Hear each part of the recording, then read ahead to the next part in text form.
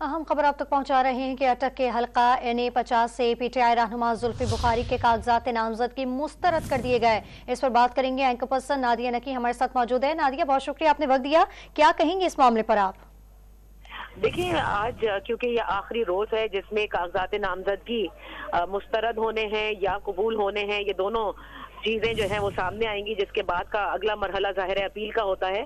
تو اسی میں تحریک انصاف کے کئی ایسے جو نامور لوگ ہیں جو پچھلی دفعہ حکومت میں تھے، ان کے کاغذات مسترد ہونے کی خبریں جو ہیں وہ اس وقت سامنے آ رہی ہیں۔ سید زلفی بخاری جنہوں نے NA-50 اٹک سے اپنے کاغذات جمع کرائے تھے، آپ جانتی ہیں کہ سید زلفی بخاری اس وقت ملک میں نہیں ہیں، لیکن ان کے کاغذات جس بیسس کے اوپر ریجیکٹ کیے گئے کہ ان کے جو دستخط ہیں، الیکشن کمیشن یہ کہتا ہے کہ وہ فیک ہے، جبکہ وہ اس بات کو رد کرتے ہیں۔ وہ کہتے ہیں میرے جو دستخط تھے ان نامینیشن پیپرز پہ، اسے کاؤنٹر سائن کرایا گیا تھا، اوتھ کمشنر کی طرف سے اسے نوٹرائز کیا گیا تھا، اس لیے وہ یہ سمجھتے ہیں کہ ان کے ساتھ جان بوجھ کر یہ زیادتی کی جا رہی ہے، اور انہوں نے بھی یہ اس کو چیلنج کرنے کا جو اعلان ہے وہ بھی کر دیا ہے۔